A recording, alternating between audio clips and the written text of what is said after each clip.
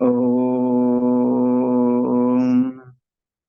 विश्वानि देव सवितर्दुरितानि परासुव यद्भद्रं तन्नासुव। ॐ शांति शांति शांति। श्री सद्गुरुदेव भगवान की जय। प्रस्तुत विवेक चूड़ामणि और श्लोक क्रमांक 145। यहाँ बंध निरूपण करते हैं कि जो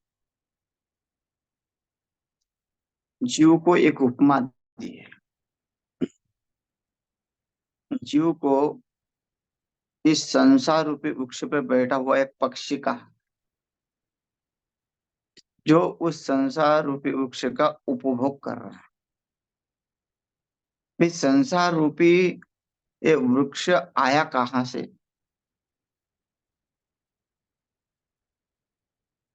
जीव तो आया है, भगवान का अंश है, जीव आया, लेकिन वृक्ष कहाँ से आया? तो कहते हैं कि इसका बीज जो है कहाँ मिलता है? तो अविद्या रूपी बीज मार्केट में आता है। जो अविद्या रूपी बीज हम लगाते हैं, उसी अविद्या रूपी बीज से ये संसार वृक्ष प्रकट हो जाता है। तो इसी का ही जो है उल्लेख इस श्लोक में करते हैं। बीजं संसति भूमि यस्य सुतमो देहात्मादि अंकुरो रागः पल्लवंबु कर्म तु वपु स्कंदोत्सव शाखिका अग्रानीन्द्रिय संहितश्च विषया पुष्पानि दुःखं फलम् नाना कर्म समुद्भवं बहुविधं भोक्तात्र जीव खग।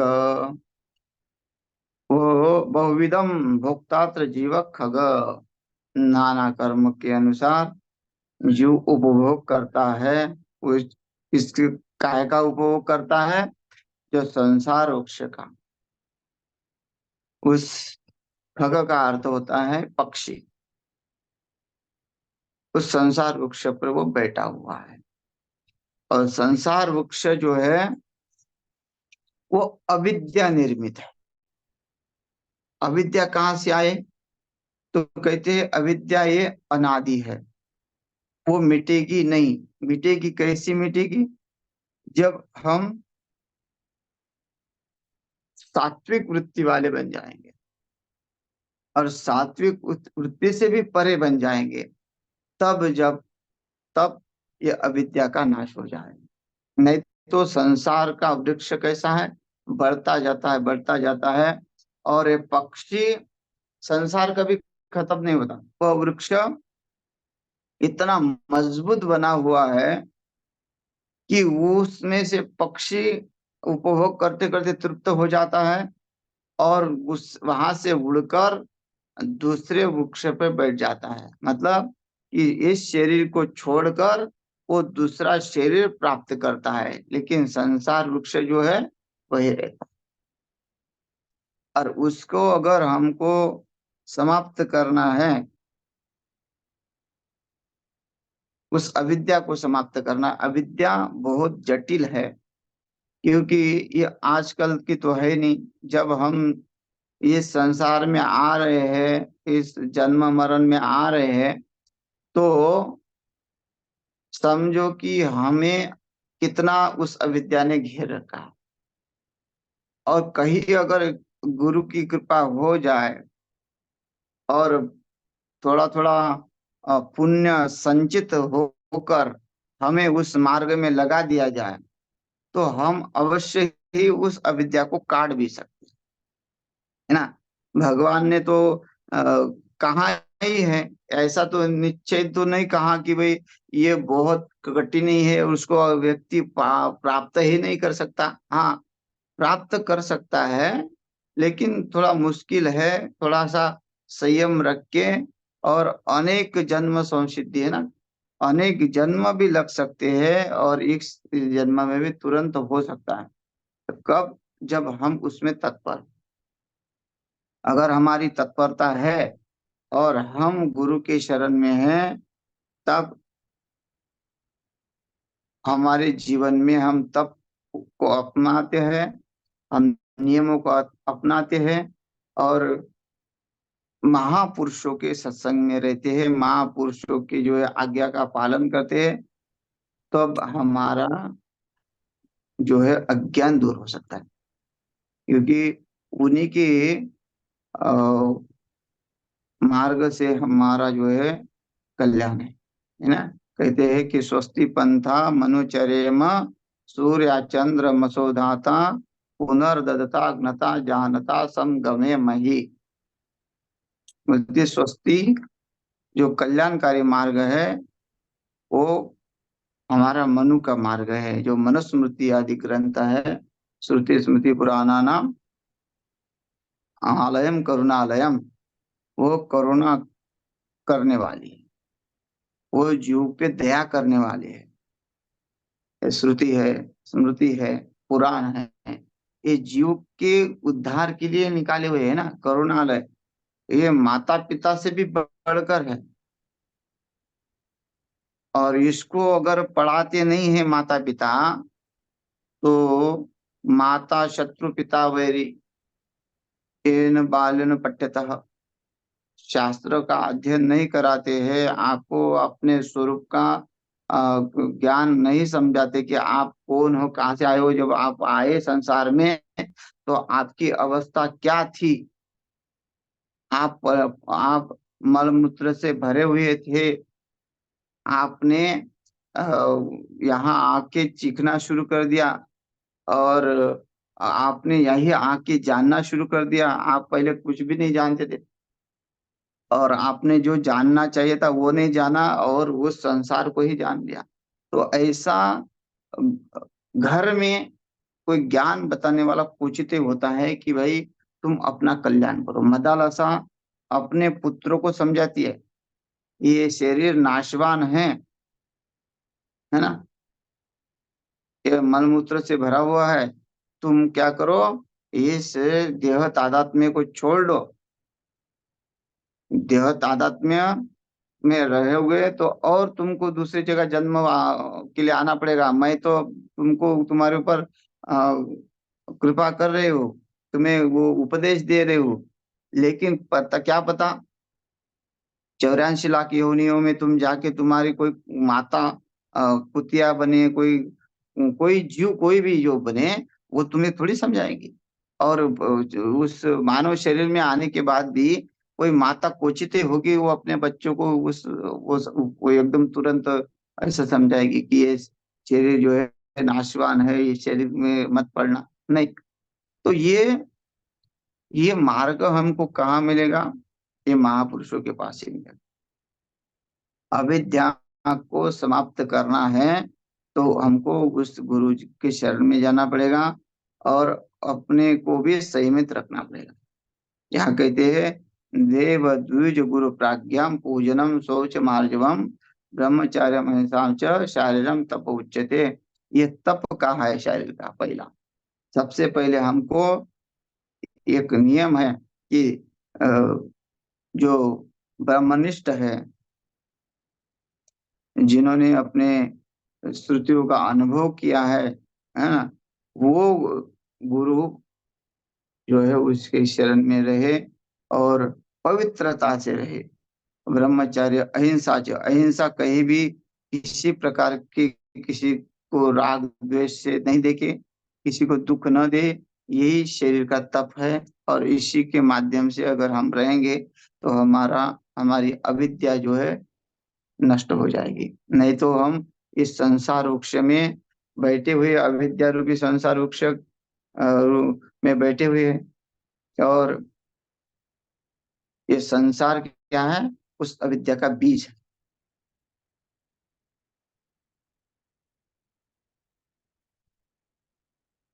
और देह तादात में ही उसके अंकुर है। बीज होता है उसको अंकुर भी आता है। तो उसका अंकुर देह तादात्म्य है। हमने उसको अपना मान लिया है, उसके सिवा दूसरा कुछ है नहीं। और उसमें जो देह तादात्म्य आने के बाद जो है उसकी जो इच्छा है, वही उस वृक्ष के कोपल पत्ते हैं। वृक्ष में बीज जो होता है उसमें अंकुर आता है, वो फैलता है, उसमें जो है पत्ते आते हैं, टहनियाँ आती है। तो ये उस वृक्ष का वर्णन कर रहे हैं, अविद्या रूपी वृक्ष का वर्णन करते हैं कि वो कोपल है और कर्म उसका जल है, कि हमको किस तरह कर्म करना है, कि उस वृक्ष को किस तरह मोड़ना है। उस वृक्ष को हमको भोगों को तरफ मुड़ना है, कि उस वृक्ष को हमने त्यागों की तरफ को मुड़ना है। एक जो है उज्जैन में राजा थे। वो राजा बड़े धर्मनिष्ठ थे। तो उनके घर में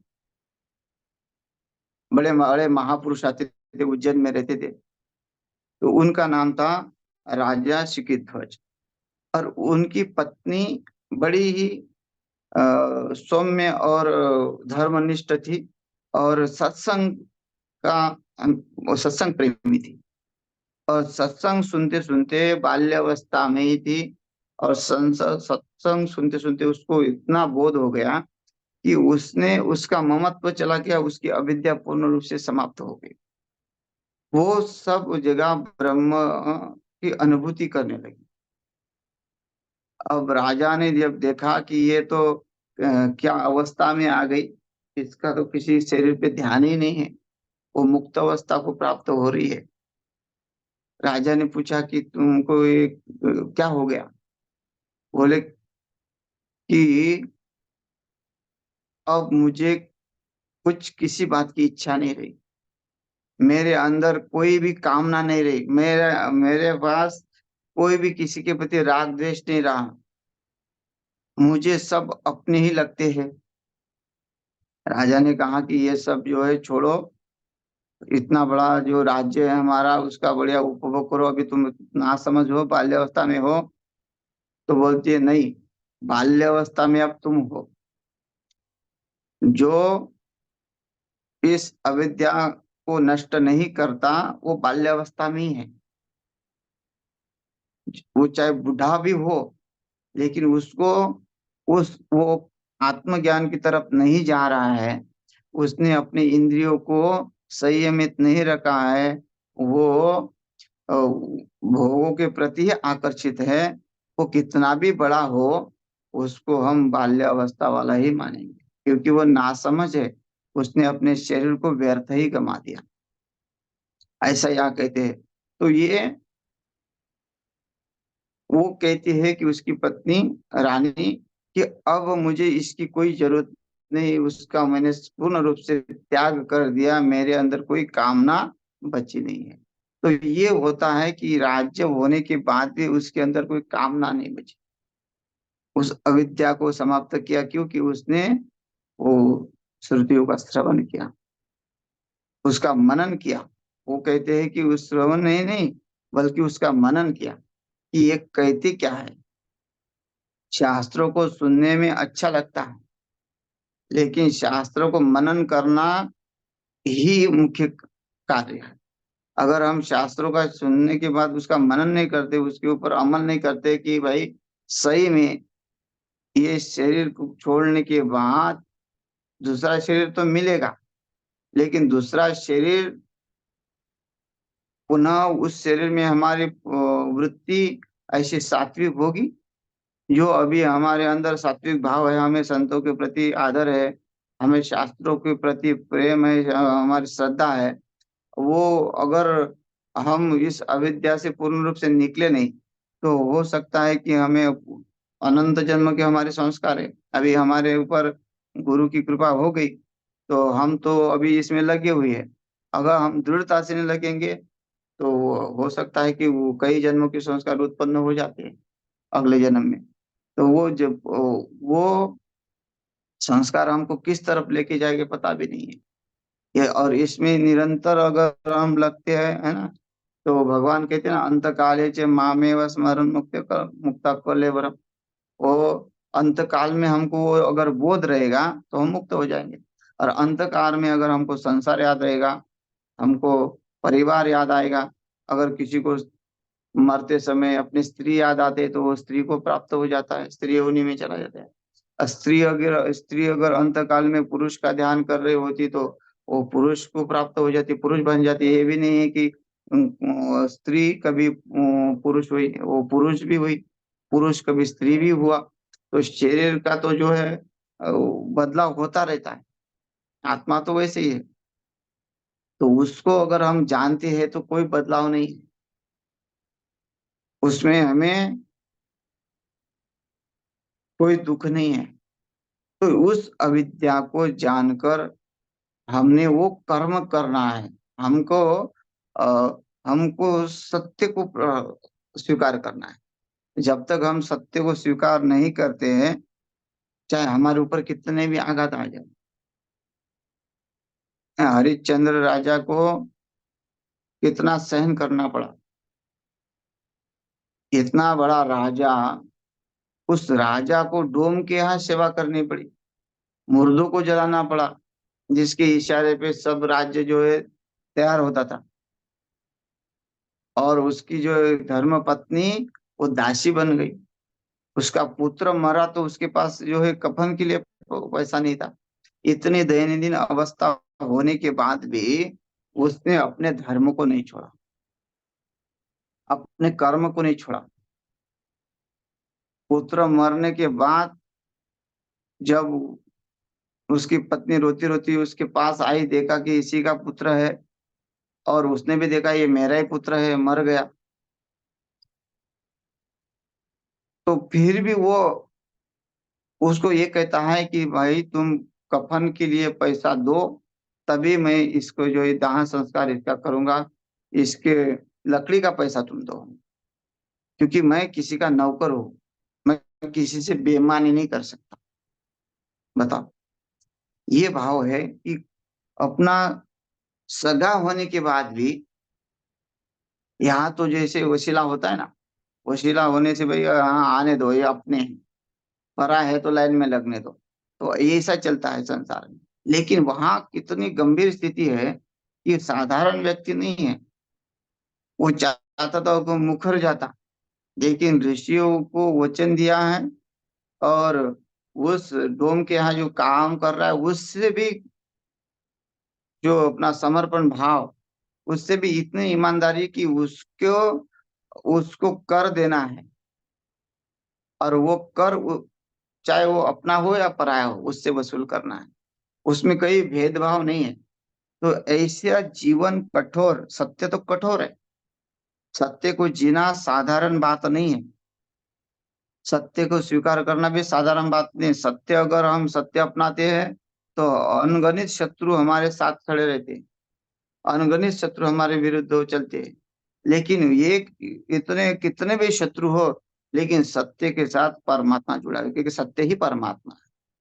और वो परमात्मा सत्य के साथ होने से चाहे फिर शत्रु कितने भी बने, उसे कोई फर्क नहीं पड़ता, है ना। अर्जुन के साथ परमात्मा है,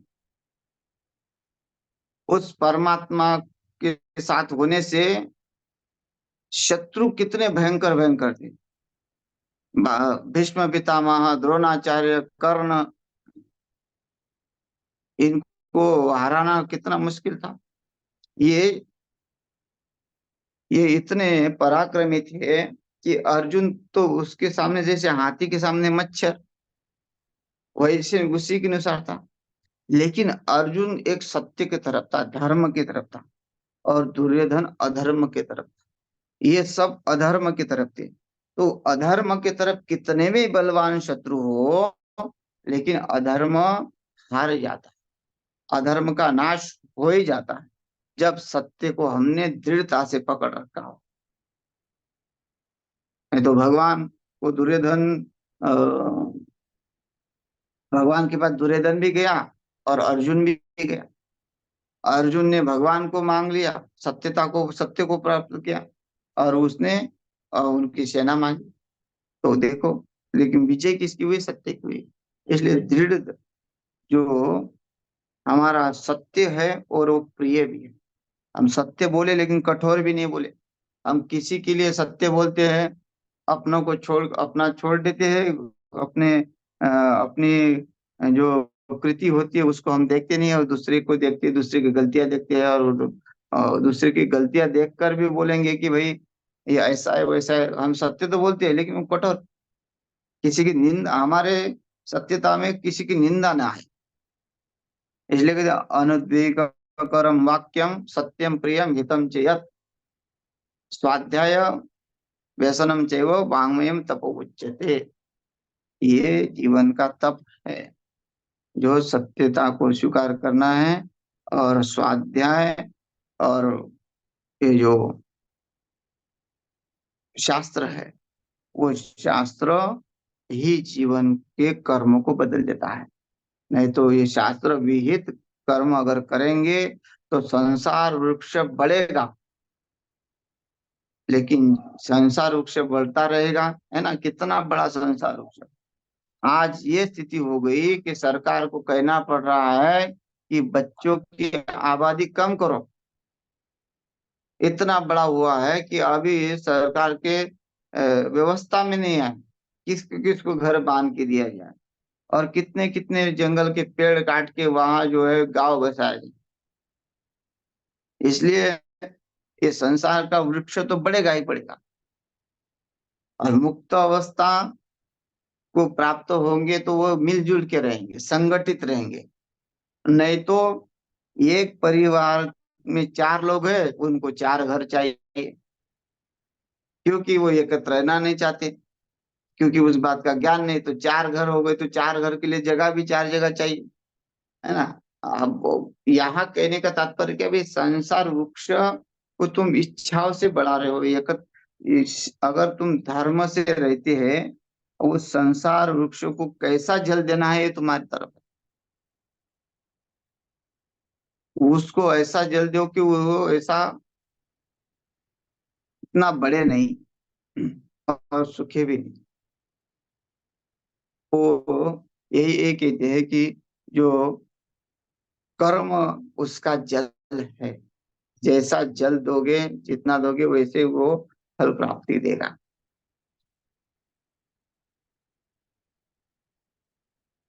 संसार में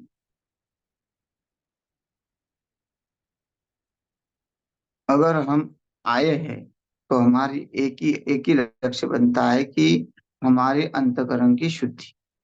अगर अंतकरण की शुद्धि नहीं बनती इस संसार, इस मानव शरीर में, तो हम वो पक्षी के समान है, जो यहाँ टाली पे है, कल उस टाली पे रहेगा, कभी किस जन्म में, कभी किस जन्म में। इसलिए उस अविद्या को नष्ट करने के लिए ही वेदांत है। यहाँ इतना कर्मकांड का भाग पड़ा है, लेकिन उसमें से 4000 श्लोक जो है उस कर्मकांड के लिए, ये वेदांत के है।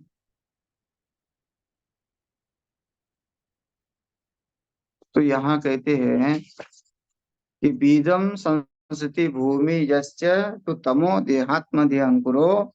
जो तम है, जो अज्ञान है देहात्म में, वही संसार का बीज है, तादात्म्य। और राग पल्लव अम वम कर्म तु वपु। जो कर्म है जल रूपी, जो वप का अर्थ है कुएं का जल निकालना, जो दे रहे हैं उस पेड़ को दे रहे हैं, और उसकी पल्लव मतलब शाखा उसको बढ़ा रहे हैं। स्कंदो सव शाखिका, उस अनेक अनेक प्रकार की जो शाखाएं हैं वो इधर उधर फैली हुई है। अग्रानी इंद्रिय संहित विषया, ये कहते हैं कि जो विषय है उसके,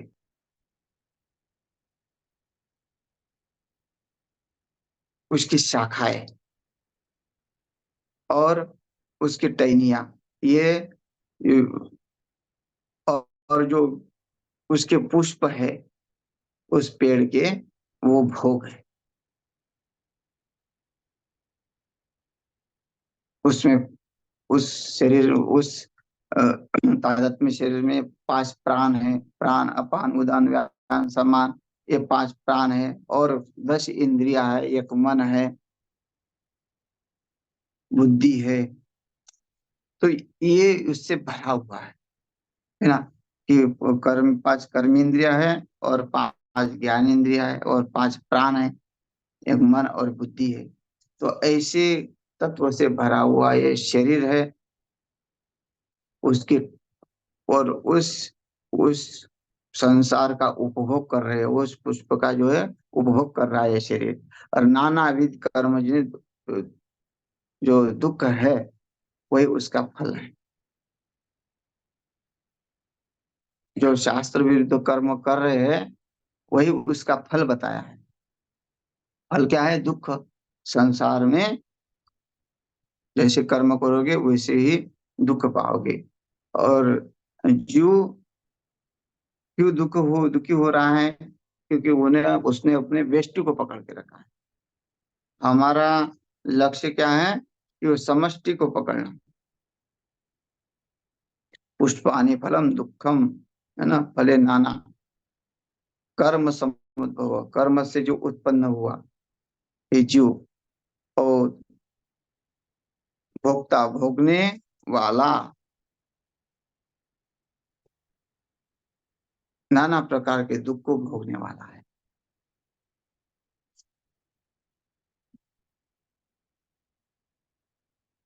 और वेष्टि को प्राप्त हुआ है, वही पक्षी है जो सबका उपभोग करके जीव जो है उस फूल पे बैठ रहा है, उसका मकरंद सेवन कर रहा है, और संसार से निकल कर और दूसरी तरफ जो है और बैठ जाता है, उसका उपभोग हो गया, अब वो और दूसरी तरफ चला गया। तो ये उसकी जो है क्रिया है, वो एक स्थान पे रहता नहीं है। पुनरपि जननम पुनरपि मरणम पुनरपि जननी जन जठरे शयनम। ऐसा वृक्ष बदलता रहता है और अलग अलग जन्म को प्राप्त होता रहता है। और उससे अगर हमको ये सब छूटना है, उस दुख से छूटना है, त्रिविध ताप से छूटना है, सत्व रज तम तीनों गुणों से रहित होना है, तो हमारे अंदर वो भक्ति आनी चाहिए, वो वो तप आना चाहिए, वो भाव आना चाहिए, जिससे मन की शुद्धि हो। कहते मन प्रसाद सौम्यत्वम मौनम आत्मा विनिग्रह भाव संशुद्धि इत्येतत् तपो मानस मुच्यते। ये तप कहा है जिसमें हमें संयमित बोलना है और सौम्य बोलना है,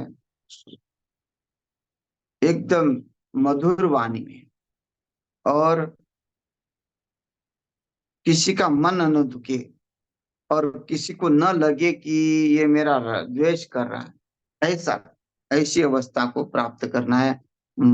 और भाव ऐसा रखना है परमात्मा के प्रति कि मैं आपका ही हूँ, और आपके शरण में हूँ, आपने हमारा कल्याण करना है, हम आपके शरण में है। आपने कहा था कि हम सब कुछ छोड़ने के बाद जो मेरे शरण में आता है, मैं उसको मोक्ष प्राप्त करता हूँ कराता हूँ। सर्वधर्मान परित्यज्य मामेकम शरणम व्रज अहम त्वा सर्व पापेभ्यो मोक्षयिष्याम्यहं शुचः।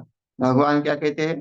कि सब धर्म को छोड़ो। धर्म का मतलब जो कर्म जो है तुम्हारे यहाँ का, जो हमारे कर्म है, उस कर्म को छोड़ के, हमारे कर्म हमारे जो संबंध बने हुए हैं लोगों से, उस संबंध में जो देहात तादत में है, आसक्ति है, राग द्वेष है, उस सब का त्याग करना है। उसका त्याग करने के बाद ही हम उस भाव को प्राप्त हो जाएंगे, जो भाव हमें विश्व व्यापक बनाता है। तो ये इस श्लोक का अर्थ यही है कि जो वृक्ष बैठा हुआ है उसने वृक्ष पर जो पक्षी बैठा हुआ है, उस अ, वो वृक्ष अनादि है, अविद्या से घिरा हुआ है। अगर हम उस अ, ऐसे ही हम वृक्ष पे आए और जाए और विचार नहीं करें कि हमें कब तक इस वृक्ष पे आकर बैठना है और इसका उपभोग करना है और उड़ जाना है। तो अगर हम स्थायी रहना चाहते हैं तो हमें विवेक को प्राप्त करना पड़ेगा, समझना पड़ेगा। तो समय हो गया है, शेष अगले सत्र में देखते हैं। हरि ओम।